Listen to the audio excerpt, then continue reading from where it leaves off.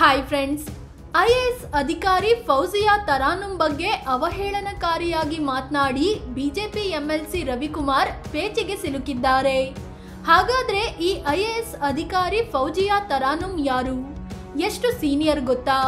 ಯಾವೆಲ್ಲ ಹುದ್ದೆಗಳಲ್ಲಿ ಕೆಲಸ ಮಾಡಿದ್ದಾರೆ? ಇವರ ಹುಟ್ಟೂರು ಯಾವುದು? ಎಷ್ಟನೇ ವಯಸ್ಸಿಗೆ ಐಎಎಸ್ ಕ್ಲಿಯರ್ ಮಾಡಿದ್ರು? ಎಲ್ಲವನ್ನ ಈ ವಿಡಿಯೋದಲ್ಲಿ ಹೇಳ್ತೀವಿ. ಅದಕ್ಕೂ ಮುನ್ನ ನೀವಿನ್ನು ನಮ್ಮ ಚಾನಲ್ಗೆ ಸಬ್ಸ್ಕ್ರೈಬ್ ಆಗಿಲ್ಲ ಅಂದ್ರೆ ಈ ಕೂಡಲೇ ಆಗಿ ಪಕ್ಕದ ಬೆಲ್ ಐಕಾನ್ ಮೇಲೆ ಕ್ಲಿಕ್ ಮಾಡಿ. 1986ರಲ್ಲಿ ಫೌಜಿಯಾ ತರಾನುಂ ಜನನ. ಫೌಜಿಯಾ ತರಾನುಂ 1986ರ ಸೆಪ್ಟೆಂಬರ್ 19ರಂದು ಜನಿಸಿದ್ರು. ಇವರ ತಂದೆ ಉದ್ಯಮಿಯಾಗಿದ್ರು. ಬೆಂಗಳೂರಲ್ಲಿ ನೆಲೆಸಿದ್ದ ಇವರ ಆರಂಭಿಕ ಶಿಕ್ಷಣ ಬಿಷಪ್ ಕಾಟನ್ ಗರ್ಲ್ಸ್ ಹೈಸ್ಕೂಲ್ನಲ್ಲಿ ಆಯಿತು. ನಂತರದಲ್ಲಿ ಫೌಜಿಯಾ ಜ್ಯೋತಿ ನಿವಾಸ್ ಕಾಲೇಜಿನಲ್ಲಿ ಬಿಕಾಂ ಶಿಕ್ಷಣ ಪಡ್ಕೊಂಡ್ರು.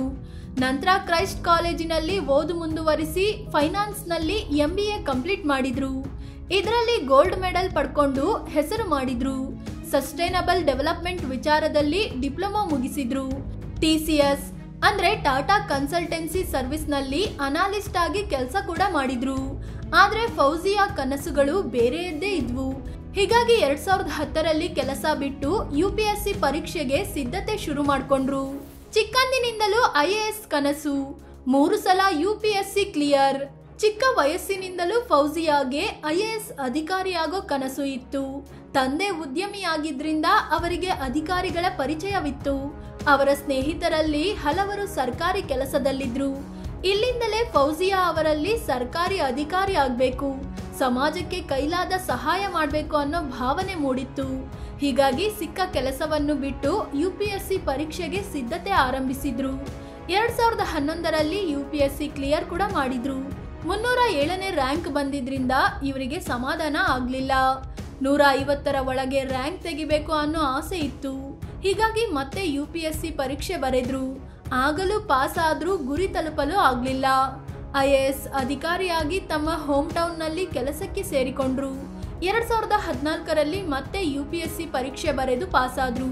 ಆ ಸಲ ಫೌಜಿಯಾ 31ನೇ ರ್ಯಾಂಕ್ ಪಡ್ಕೊಂಡಿದ್ರು. UPSC ಪರೀಕ್ಷೆ ಪಾಸ್ ಆದ್ರೆ ಸಾಕು ಅನ್ಕೊಳ್ಳೋರೆ ಜಾಸ್ತಿ. ಅಂಥದ್ರಲ್ಲಿ ಮೊದಲ ಪ್ರಯತ್ನದಲ್ಲಿ ಪಾಸ್ ಆದ್ರೂ ರ್ಯಾಂಕ್ಗೋಸ್ಕರ 3 ಸಲ UPSC ಕ್ಲಿಯರ್ ಮಾಡಿದ್ದಾರೆ ಈ ಫೌಜಿಯಾ ತರಾನುಂ. ಕೆಲಸದಿಂದಲೇ ಫುಲ್ ಫೇಮಸ್. 2015ನೇ ಬ್ಯಾಚ್ನ IAS ಅಧಿಕಾರಿ ಫೌಜಿಯಾ ತರಾನುಂ ಕರ್ನಾಟಕ ಕೇಡರ್ನವರು. ಇವರು ಕಲಬುರಗಿ ಮುನಿಸಿಪಾಲಿಟಿಯ ಕಮಿಷನರ್ ಆಗಿ, ಕೊಪ್ಪಳ, ಚಿಕ್ಕಬಳ್ಳಾಪುರ ಜಿಲ್ಲಾ ಪಂಚಾಯಿತಿ CEO ಆಗಿ ಕೆಲಸ ಮಾಡಿದ್ದಾರೆ. ನಂತರ ಕರ್ನಾಟಕ ಲೋಕಸೇವಾ ಆಯೋಗದ ಪರೀಕ್ಷಾ ನಿಯಂತ್ರಕರಾಗಿ ಕಾರ್ಯನಿರ್ವಹಿಸಿದ್ರು. 2023ರಿಂದ ಕಲಬುರಗಿಯಲ್ಲಿ ಅಪರ ಜಿಲ್ಲಾಧಿಕಾರಿಯಾಗಿ ಸೇವೆ ಸಲ್ಲಿಸುತ್ತಿದ್ದಾರೆ. ಇವರು ಯಾವ ಜಿಲ್ಲೆಗೆ ಅಧಿಕಾರಿಯಾಗಿ ಹೋಗಿದ್ದಾರೋ ಅಲ್ಲೆಲ್ಲ ಒಳ್ಳೆಯ ಕೆಲಸಗಳಿಂದ ಹೆಸರುವಾಸಿಯಾಗಿದ್ದಾರೆ. ಇದೇ ಕಾರಣಕ್ಕೆ ರಾಜಕಾರಣಿಗಳು ಕೂಡ ಇವರನ್ನು ತಮ್ಮ ಜಿಲ್ಲೆಗೆ ಕಳುಹಿಸಬೇಕಂತ ಬೇಡಿಕೆ ಇಡ್ತಾ ಇರ್ತಾರೆ. ಜನರ ಸಮಸ್ಯೆಗಳನ್ನು ಖುದ್ದು ಆಲಿಸೋ ಮೂಲಕ, ಸರ್ಕಾರಿ ಯೋಜನೆಗಳನ್ನು ಜನರಿಗೆ ತಲುಪಿಸೋ ಮೂಲಕ ಪಬ್ಲಿಕ್ ಆಗಿಯೂ ಒಳ್ಳೆಯ ಅಧಿಕಾರಿ ಅಂತ ಹೆಸರು ಮಾಡಿದ್ದಾರೆ. ಸುಮ್ನೆ ಮಾತನಾಡಬಾರ್ದು, ನಾವು ಮಾಡೋ ಕೆಲಸವೇ ಮಾತನಾಡುವಂತಿರ್ಬೇಕು ಅನ್ನೋದು ಫೌಜಿಯಾ ನಿಲುವು. ಎಷ್ಟರ ಮಟ್ಟಿಗೆ ಅಂದ್ರೆ ಸ್ವಚ್ಛ ಭಾರತ ಅಭಿಯಾನ ಟೈಮಲ್ಲಿ ರಸ್ತೆಯಲ್ಲಿ ಕಸಗೂಡಿಸಿ ಇತರರಿಗೆ ಮಾದರಿಯಾಗಿದ್ರು. 10 ವರ್ಷಗಳಲ್ಲಿ ಕನ್ನಡ ಕಲಿತರು. ಶಾಲೆಗಳಲ್ಲಿ ಪಾಠ ಜಿಲ್ಲೆ ನಂಬರ್ 1. ಫೌಜಿಯಾ ತರಾನುಂಗೆ ಮೊದಲು ಕನ್ನಡ ಸರಿಯಾಗಿ ಬರ್ತಿರ್ಲಿಲ್ಲ, ಅರ್ಥ ಆಗ್ತಿತ್ತು, ಆದ್ರೆ ಮಾತನಾಡಲು ಸರಿಯಾಗಿ ಬರ್ತಿರ್ಲಿಲ್ಲ. ಆದ್ರೆ IAS ಆದ ಬಳಿಕ ಅವರು ಕೆಲವೇ ವರ್ಷಗಳಲ್ಲಿ ಕನ್ನಡ ಕಲ್ತ್ಕೊಂಡ್ರು. ಎಷ್ಟು ಚೆನ್ನಾಗಿ ಅಂದ್ರೆ ಸ್ಟೇಜ್ ಮೇಲೆ ನಿಂತು ಭಾಷಣ ಮಾಡುವಷ್ಟರ ಮಟ್ಟಿಗೆ ಕನ್ನಡ ಕಲ್ತ್ಕೊಂಡ್ರು. ಚಿಕ್ಕಬಳ್ಳಾಪುರ CEO ಆಗಿದ್ದಾಗ ಸರ್ಕಾರಿ ಶಾಲೆಗಳಿಗೆ ಹೋಗಿ ಮಕ್ಕಳಿಗೆ ಪಾಠ ಮಾಡಿದ್ರು. ಮಕ್ಕಳ ಜೊತೆ ನೆಲದಲ್ಲೇ ಕೂತು ಶಿಕ್ಷಣದ ಬಗ್ಗೆ ಅರಿವು ಮೂಡಿಸಿದ್ರು. ಮಕ್ಕಳು ಬೆಳಗ್ಗೆ ಬೇಗ ಏಳುವಂತೆ ಮಾಡಲು ಮಿಸ್ ಕಾಲ್ ಕಾರ್ಯಕ್ರಮ ಶುರು ಮಾಡಿದ್ರು. ಎಲ್ಲದರ ಫಲವಾಗಿ ಆ ವರ್ಷ SSLC ಫಲಿತಾಂಶ ಬಂದಾಗ ಚಿಕ್ಕಬಳ್ಳಾಪುರ ರಾಜ್ಯಕ್ಕೆ ನಂಬರ್ 1 ಸ್ಥಾನ ಪಡ್ಕೊಂಡಿತ್ತು. ಸದ್ಯ ಈಕೆಗೆ 39 ವರ್ಷ ವಯಸ್ಸಾಗಿದ್ರು ಕೆಲಸಕ್ಕೆ ತೊಂದರೆ ಆಗುತ್ತೆ ಅನ್ನೋ ಒಂದೇ ಒಂದು ಕಾರಣಕ್ಕೆ ಇನ್ನು ಮದುವೆ ಆಗಿಲ್ಲ. 2024ರ ಲೋಕಸಭೆ ಚುನಾವಣೆ ಟೈಮಲ್ಲಿ ಇವರ ಕಾರ್ಯವೈಖರಿಗೆ ಭಾರಿ ಮೆಚ್ಚುಗೆ ವ್ಯಕ್ತವಾಗಿತ್ತು. ಹೀಗಾಗಿ ಈ ವರ್ಷ ಜನವರಿಯಲ್ಲಿ ರಾಷ್ಟ್ರಪತಿಗಳು ಬೆಸ್ಟ್ ಎಲೆಕ್ಟರಲ್ ಪ್ರಾಕ್ಟೀಸ್ ಅವಾರ್ಡ್ ನೀಡಿ ಗೌರವಿಸಿದ್ದಾರೆ. ಇಂಥವರಿಗೆ ಬಿಜೆಪಿ ನಾಯಕನ ಅಪಮಾನ. ಎಂಎಲ್ಸಿ ರವಿಕುಮಾರ್ ಹೇಳಿದ್ದೇನು? ಹೋದಲ್ಲೆಲ್ಲ ಕೆಲಸದ ಮೂಲಕ ಗೌರವ ಸಂಪಾದಿಸಿರೋ ಈ ಫೌಜಿಯಾ ತರಾನುಂ ಬಗ್ಗೆ ಬಿಜೆಪಿ ಎಂಎಲ್ಸಿ ರವಿಕುಮಾರ್ ಹಗುರವಾಗಿ ಮಾತನಾಡಿದ್ದಾರೆ.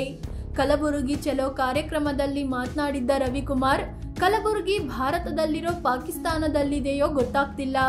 ಡಿಸಿ ಕೂಡ ಸರ್ಕಾರ ಹೇಳಿದಂತೆ ಕೇಳ್ತಿದ್ದಾರೆ. ಫೌಜಿಯಾ ಪಾಕಿಸ್ತಾನದಿಂದ ಬಂದಿದ್ದಾರೋ ಅಥವಾ ಭಾರತದವರೇನಾ ಅಂತ ಅರ್ಥ ಆಗ್ತಿಲ್ಲ ಅಂತ ಹೇಳಿದ್ರು. ಇದು ದೊಡ್ಡ ಮಟ್ಟದಲ್ಲಿ ಸುದ್ದಿಯಾಗಿ ರವಿಕುಮಾರ್ ವಿರುದ್ಧ ಕೇಸ್ ಕೂಡ ದಾಖಲಾಗಿದೆ. ಹೈಕೋರ್ಟ್ ಕೂಡ ರವಿಕುಮಾರ್ಗೆ ಛೀಮಾರಿ ಹಾಕಿದೆ. ಇದೀಗ ನಾನು ನಾಲಗೆ ತಪ್ಪಿ ಹಾಗೆ ಹೇಳಿದ್ದು ಅಂತ ರವಿಕುಮಾರ್ ತೇಪೆ ಹಚ್ಚೋ ಕೆಲಸ ಮಾಡಿದ್ದಾರೆ. ಫ್ರೆಂಡ್ಸ್, ಇಂಥ ಅಧಿಕಾರಿಗಳು ರಾಜ್ಯದಲ್ಲಿರೋದಕ್ಕೆ ಹೆಮ್ಮೆ ಪಡಬೇಕು. ಇವರೆಲ್ಲ ವರ್ಷಾನುಗಟ್ಟಲೆ ಓದಿ ಹುದ್ದೆಗೆ ಬಂದಿರ್ತಾರೆ. ಸದ್ದಿಲ್ಲದೆ ಸೈಲೆಂಟ್ ಆಗಿ ಕೆಲಸ ಮಾಡಿ ಜನರಿಗೆ ಒಳ್ಳೆಯದು ಮಾಡೋ ಅಧಿಕಾರಿಗಳು ಇವರು. ಅದೇ 3 ಕಾಸಿನ ರಾಜಕಾರಣಿಗಳು ಏನು ಕೆಲಸ ಮಾಡದೆ ಬರೀ ಬಾಯಲ್ಲಿ ಹಂಗ್ ಮಾಡ್ತೀವಿ ಹಿಂಗ್ ಮಾಡ್ತೀವಿ ಅಂತ ಹೇಳ್ಕೊಂಡು ಓಡಾಡ್ತಾರೆ. ಜೊತೆಗೆ ತಮ್ಮ ರಾಜಕೀಯ ಕಿತ್ತಾಟದಲ್ಲಿ ಇಂಥ ಪ್ರಾಮಾಣಿಕ ಅಧಿಕಾರಿಗಳನ್ನ ಎಳೆದು ತರ್ತಾರೆ. ಈ ಬಗ್ಗೆ ನಿಮಗೇನ್ ಅನ್ಸುತ್ತೆ ಅಂತ ಕಾಮೆಂಟ್ ಮಾಡಿ ಹೇಳಿ. ಅದಕ್ಕೂ ಮುನ್ನ ನೀವಿನ್ನೂ ನಮ್ಮ ಚಾನಲ್ಗೆ ಸಬ್ಸ್ಕ್ರೈಬ್ ಆಗಿಲ್ಲ ಅಂದ್ರೆ ಈ ಕೂಡಲೇ ಆಗಿ ಪಕ್ಕದ ಬೆಲ್ ಐಕಾನ್ ಮೇಲೆ ಕ್ಲಿಕ್ ಮಾಡಿ. ಧನ್ಯವಾದ.